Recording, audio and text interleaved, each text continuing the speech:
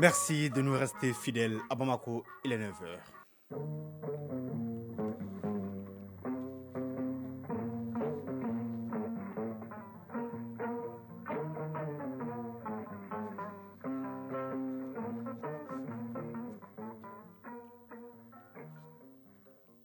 Le journal Mohamed Diarra.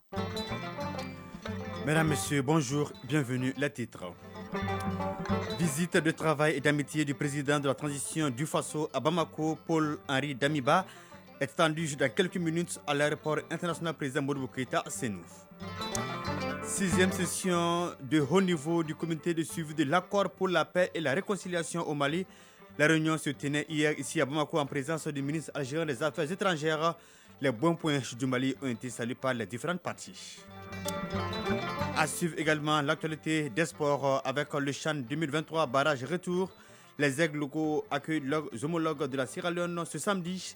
Les enjeux de cette rencontre avec Ardou Matina dans ce journal. À suivre également le dossier culture qui nous parle aujourd'hui du patronyme Touré. Rendez-vous enfin en dédition avec Cheikh Oumar Sangaré et la collaboration de Najim Baba Sissi de Tombouctou. Voilà pour le sommaire. Mesdames, Messieurs, installez-vous confortablement. Tout de suite, les détails. Oui, il est attendu dans quelques minutes ici à Bamako. Il s'agit donc du président de la transition du Faso, Paul-Henri Damiba, qui sera accueilli par son homologue, le colonel Assimi Goïta. Les deux personnalités auront ensuite des échanges à Koulouba, un tête-à-tête élargi aux délégations des différentes parties. Nous ferons le point dans nos éditions futures avec Ibrahima Traoré dans ce journal. Et puis, direction donc Koulouba, série d'audience hier à Koulouba. Le président de la transition, le colonel Assimi Goïta, a successivement reçu la représentante de l'Union européenne pour le Sahel, Mme Emmanuela Delré, est au Mali dans le cadre de la réunion de haut niveau du comité de suivi de l'accord pour la paix et la réconciliation. Avec le président de la transition, elle a échangé sur le renforcement de la coopération Mali-Union européenne et surtout les liens politiques. Le colonel Assimi Goïta a également accordé une entrevue, a eu donc une entrevue avec les membres de la médiation internationale. Les chefs de la délégation qui ont porté à la réunion du comité de suivi de l'accord venu faire le compte-rendu de la 10e rencontre au président de la transition. Nos points avec Sira Bachili. La bonne note de la médiation internationale au Mali dans le cadre du comité de suivi de l'accord pour la paix et la réconciliation. Ses membres, de surcroît chefs de délégation au CSA, sont venus l'annoncer au président de la transition, le colonel Assimi Goïta, et faire part des conclusions de la réunion de haut niveau du comité de suivi de l'accord pour la paix et la réconciliation. El Gassim Wan, représentant spécial du secrétaire général des Nations Unies pour le Mali. Tous les membres de la médiation, et notamment le chef de file, l'Algérie, ont exprimé leur satisfaction quant au déroulement de la réunion, qui a abouti à de bons résultats. C'est une nouvelle étape dans la consolidation de la dynamique que nous observons depuis la tenue de la réunion de niveau décisionnel au début du mois d'août. Je pense que nous avançons, et surtout dans un contexte où la transition elle-même connaît également des avancées significatives en vue de la préparation du processus électoral. Et la réunion a été l'occasion pour les membres de la médiation de réaffirmer leur engagement à accompagner le Mali dans la mise en œuvre de l'accord qui constitue un élément essentiel du processus de refondation de l'État malien qui est actuellement en cours. La réunion a fait sienne les conclusions de la réunion au niveau décisionnel qui, comme vous le savez, avait abouti à un accord sur le quota des combattants à intégrer dans les structures de l'État malien, y compris les forces de défense et de sécurité. La réunion était également parvenue en consensus sur les réformes institutionnelles, sur la marche à suivre en vue d'acter les réformes institutionnelles qu'appelle la mise en œuvre pleine et entière de la réunion. Et la réunion du CSA s'est félicitée de la mise en place d'une commission ad hoc chargée de gérer au cas par cas la question des cadres des mouvements signataires. Et elle a évidemment encouragé les partis à aller rapidement de l'avant pour opérationnaliser cette commission. Et nous sommes heureux de savoir que le processus est avancé et que bientôt, nous l'espérons, des résultats concrets seront enregistrés. Paix et stabilité, la dynamique est lancée et c'est tout le Sahel qui en a besoin. La représentante spéciale de l'Union européenne pour le Sahel, membre de la médiation internationale, l'a évoqué avec le président de la transition. L'Union européenne souhaite le renforcement de sa coopération avec le Mali. Emmanuela Delreux, représentante spéciale de l'Union européenne pour le Sahel. Le Mali est vital pour l'Union européenne comme pays parce qu'on le considère un pays central dans toutes les dynamiques de la région et pour nous, les Européennes. La rencontre avec le président a été, comme toujours, une grande occasion de réfléchir ensemble sur des questions vraiment importantes. Et je dois dire qu'on a certainement mis les bases, encore une fois, pour une collaboration entre l'Union européenne et le Mali très fructueuse. On doit réfléchir sur comment le faire parce que certainement l'Union européenne est prête à s'engager encore plus, a été toujours engagée, surtout toujours à côté de la population malienne. Mais dans ce moment historique, on a besoin de revitaliser certains aspects et je suis très heureuse de dire que le président m'a dit que le Mali n'a aucun problème avec l'Union européenne qui est ouverte à nous comme partenaire et je suis heureuse aussi de dire que l'Union européenne veut rester le partenaire plus fiable et je dis toujours naturel du Mali. On a parlé du développement, les liens entre la sécurité et le développement. Le président est préoccupé de ça et on a parlé de le fait qu'ensemble, l'Union européenne et le Mali peuvent trouver des solutions qui peuvent être vraiment concrètes avec des résultats tangibles. Surtout, la relation politique pour avoir un dialogue ouvert. On a parlé en général de la question militaire, mais je dois dire qu'il y a en principe une unité d'entente et ça c'est quelque chose pour moi très précieux. Madame Emmanuela Delreux a auparavant rencontré le Premier ministre par intérim avec qui il a été également question de sécurité au Sahel et de la revitalisation de la coopération Mali-Union européenne. Oui, la médiation internationale qui salue les progrès du Mali. La 6e session du haut niveau du comité de suivi de l'accord pour la paix et la réconciliation au Mali s'est déroulée en présence du ministre algérien des Affaires étrangères et des mouvements signataires de l'accord pour la paix. De cette rencontre, on retient que les différentes parties ont convenu de poursuivre le processus dans une synergie d'action. Le point avec Foussine Tounkara. Session 6, dite de haut niveau du comité de suivi de l'accord de paix et de réconciliation au Mali issu du processus d'Alger. L'exercice a porté sur l'évaluation de la mise en œuvre de l'accord depuis la 45e session ordinaire et la présentation de la réunion de haut niveau décisionnelle tenue courant août. Les participants ont également réfléchi sur un plan d'action en vue de redynamiser la mise en œuvre des dispositions fondamentales de l'accord.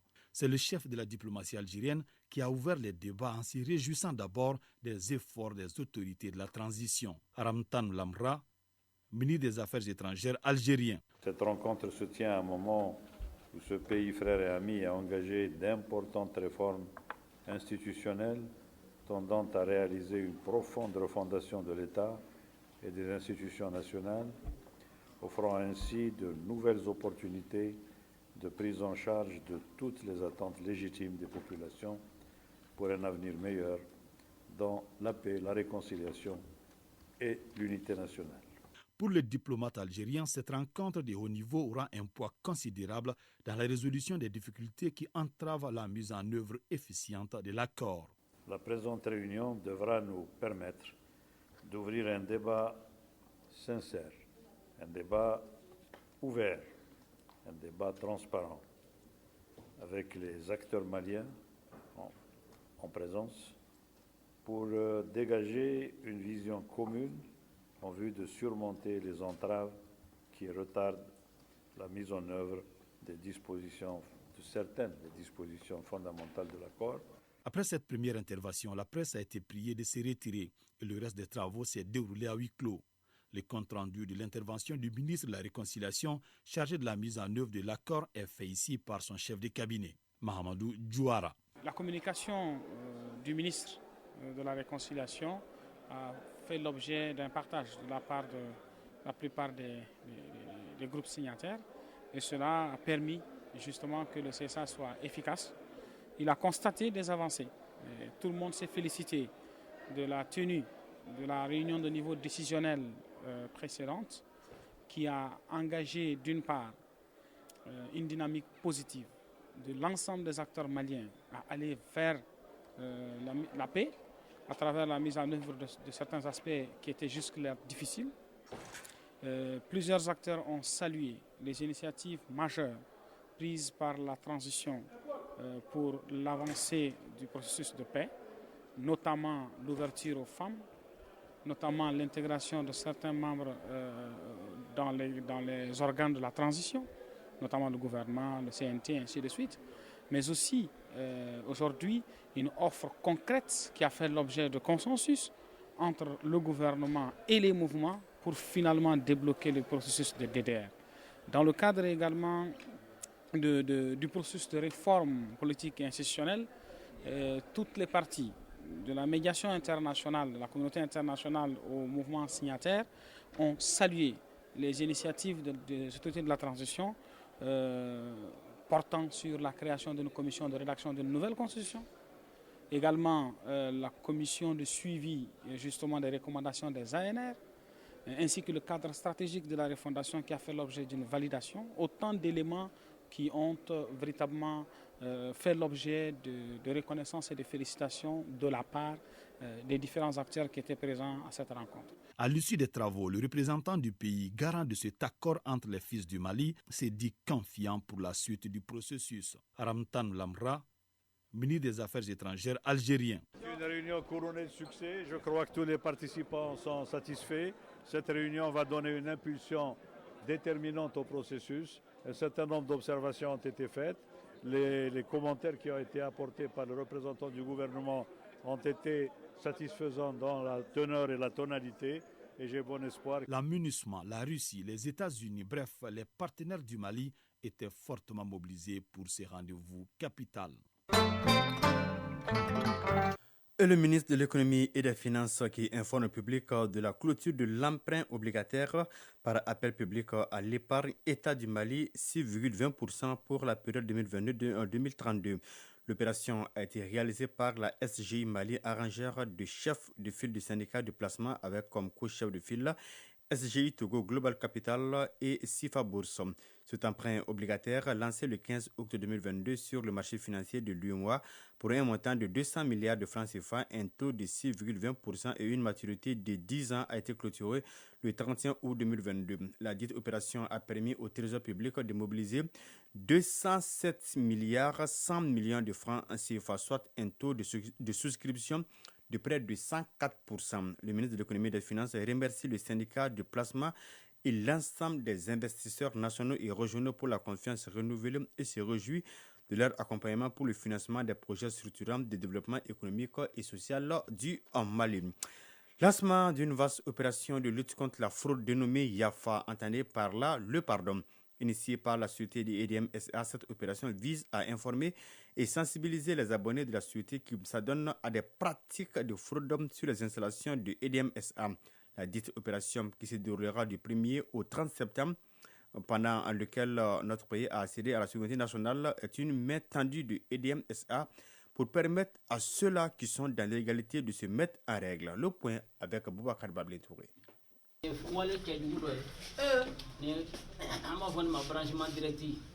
On appelle ça contrôle de routine, l'une des missions de EDM SA qui consiste à détecter les cas de fraude. Les agents contrôleurs de EDM SA ont détecté un cas dans une famille à Kalabankroa à la suite de l'opération YAFA, c'est-à-dire pardon, qui est ainsi lancée. Cette initiative se veut une campagne d'information et de sensibilisation engagée par EDM SA pour lutter contre les pratiques frauduleuses dont la société est victime. Sidiki Bekone, chef département contrôle abonné. Tout ça, c'est des trucs, des pratiques pour poser tout simplement les consommations du compteur. Autrement dit, tout ce qui est comme consommation qui passe par ce truc-là, ça ne passe pas par le compteur. C'est des consommations non enregistrées. On en parle simplement branchement direct. Systématiquement, vous déposez du compteur et on doit vous faire le rappel de consommation plus les pénalités indues. Et après maintenant, le dossier en question doit être traduit au tribunal et on doit vous mettre à l'exécution de la justice. Avec l'accord de notre hiérarchie, nous avons initié une opération pour que des pratiques comme ça, qu'on laisse le temps à tout le monde de venir dénoncer, d'arrêter et de dénoncer et de venir de signaler tout ce qu'il y a comme cas comme ça sur les réseaux. Nous allons les régulariser pendant ce mois sacré qui est le mois de la souveraineté du pays. Cette campagne qui se déroulera du 1er au 30 septembre 2022 est un moratoire accordé par la société à ceux-là qui s'adonnent à cette pratique de se mettre en règle. Passé ce délai, les contrevenants seront punis conformément à la loi, selon le directeur général de EDM SA, Koureissi Koumaré, directeur général de EDM SA. On perd presque 7 milliards de francs CFA par an cause de la fraude. Cette initiative permet vraiment de sensibiliser à la fois nos abonnés, Également, nos équipes en interne, pour qu'on puisse vraiment lutter contre ce fléau. Donc on va doter en fait, nos équipes de contrôle, de moyens, pour vraiment lutter contre ce fléau. On ne peut plus continuer à rester ainsi. Cette opération Yafa est à la fois une main tendue de EDMSA pour sensibiliser et un appel au sens élevé de citoyenneté.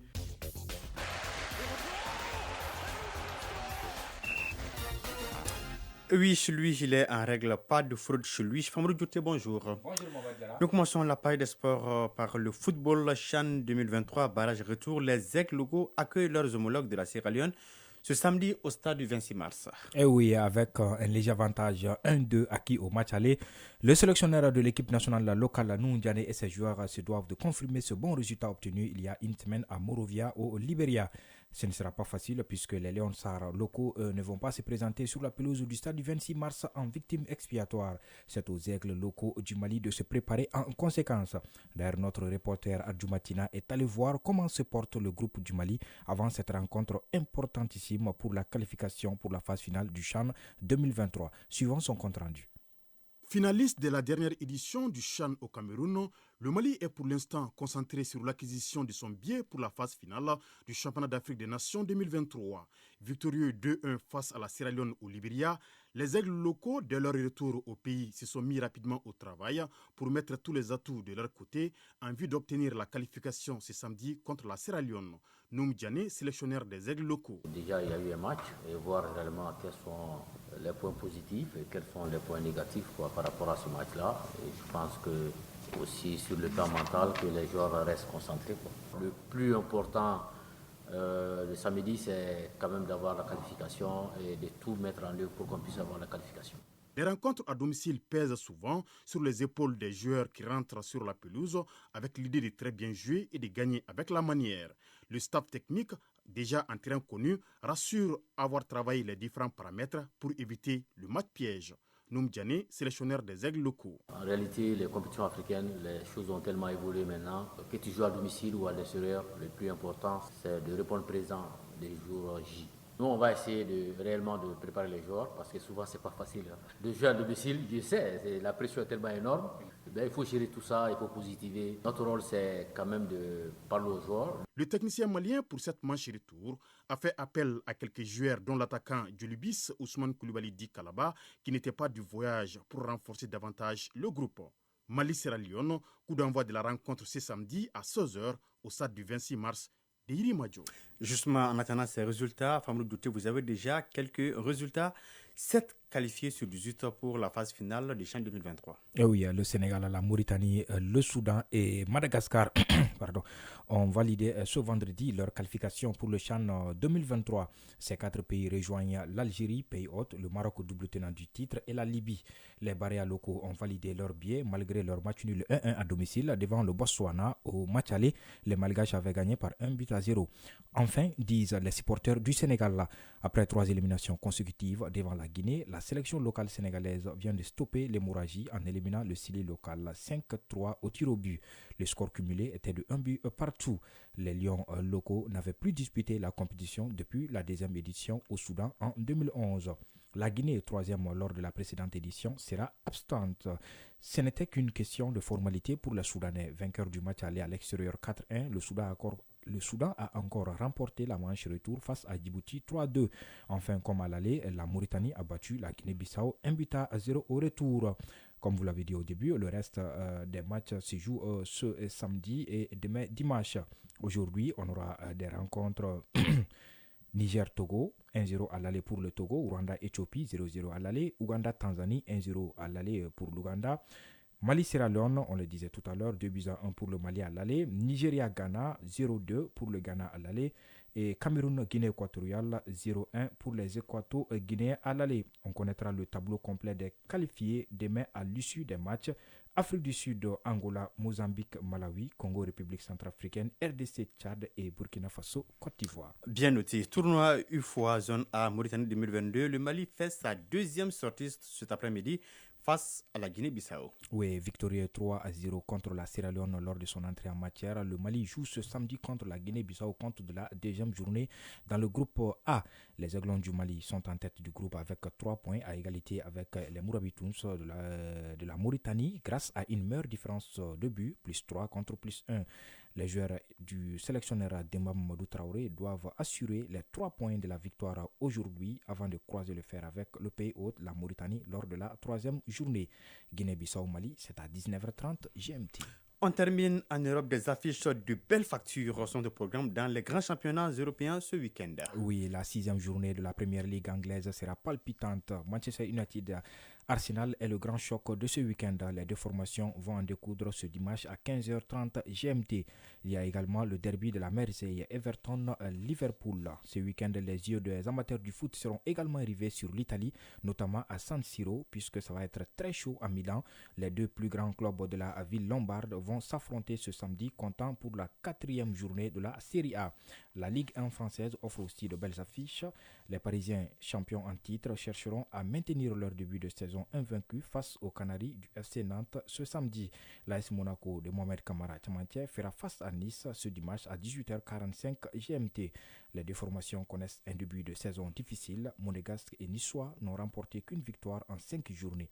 Aucune équipe ne voudra s'incliner dans ce duel qui promet beaucoup d'intensité. Bien noté. Merci bien Famoud Dourtier pour toutes ces informations. Chronique culture et société. Le patronyme Touré est très répandu au Mali du nord au sud. Les Tourés qui sont dans la partie septentrionale sont des Armands. Entendus par Armands, les descendants des conquérants marocains restés au Mali après l'invasion marocaine de 1591. Dans la chronique culture et société en rediffusion, nous ouvrons une fenêtre sur les Armands et leur patronyme. Le dossier est signé Cheikh Omar Sangaré avec le concours de Najim Baba Sissi de la station régionale Tombouctou.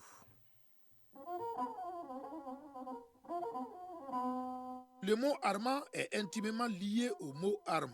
D'aucuns disent que Armand est la déformation du mot arbé, tandis que d'autres parlent de porteurs d'armes de l'armée marocaine. Les Armands sont les descendants des combattants de l'armée marocaine composés de Marocains et de mercenaires andalous et italiens.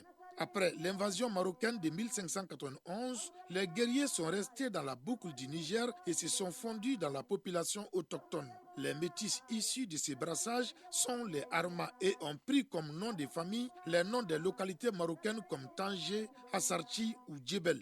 Ibrahim Khalil Touré dit l'enfant, notable à Tombouctou. Ils gardaient quand même leur nom d'origine parce qu'au Maghreb, on ne connaît pas le nom de famille. Donc ceux qui sont venus du Djebel, le Djebel marocain, on les appelait Al-Djoubarkoué parce qu'ils viennent de ce lieu, le Djebel. Et dans la tradition dialectique ici, on ne prononce pas comme il faut, on dit Al-Djoubarkoué. Donc, Assarchi aussi, c'est une région, comment dirais-je, du Maroc. Adraoui, c'est l'oued de Dra du Maroc. Donc, tous ceux qui sont venus, qui sont originaires de l'oued de Dra, on les appelle Adraoui.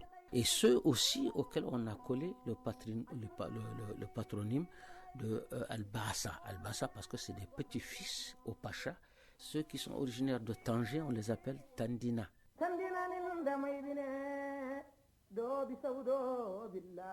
Tandina, Al-Djoubarkouy, Fassoukoui, Adaraouidje, Assarki sont entre autres des patronymes armands. L'ensemble de ces patronymes se retrouve sous le nom générique Touré qui désigne tous les Armands. Ibrahim Khalil Touré dit l'enfant, notable à Tombouctou. Ils ont conquis, ils ont vécu, ils ont donné naissance, comme on dirait, à une descendance. En un mot, c'est-à-dire qu'ils se sont fondus dans la population, donc il leur fallait un patronyme. Tous les Armands, bien que chacun connaît, c'est-à-dire son lieu d'origine, d'où il vient, parce que c'est les métis des premiers conquérants de la population qu'on a trouvé sur place, qu'on appelle les Armands. Donc ceux-ci-là, on leur a donné le nom de Touré. Cependant, on retrouve également le patronyme Touré au sud du Mali. Plus loin dans l'histoire, c'est l'un des patronymes de la grande famille maraboutique de Ouagadou. D'ailleurs, dans son origine en langue soniquée, Touré désignerait éléphant. Ibrahim Khalil Touré, dit l'enfant, notable à Tombouctou. En fait, on rencontre des Tourés aussi bien dans la boucle du Niger, c'est-à-dire les Armas. On en rencontre également, c'est-à-dire dans le Manding. Alors c'est pour dire que ce n'est pas les mêmes peuplements, mais seulement comme c'est un nom qui figurait dans le Manding, et c'est un nom qui était connu dans le Soudan, il fallait quand même leur donner un nom de guerrier, et c'est comme ça que le patronyme de Touré a été donné aux Armas. Mais de l'autre côté, on leur dit Touré Mandé Mouri.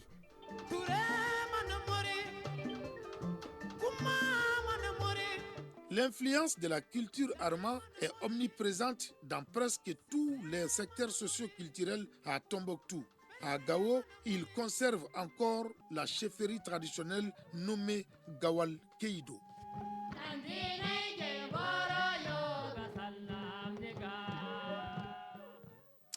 Voilà, 9h passées de 25 minutes, c'est la fin de cette édition présentée par Mohamed Diarra avec le concours des Abs Traoré à la mise en onde. Réalisation Ousmane Dao, la mise en ligne est assurée par Cheikh Abdul Aziz Koulibaly. Passez d'excellents moments en compagnie des programmes de l'ORTM. Au revoir.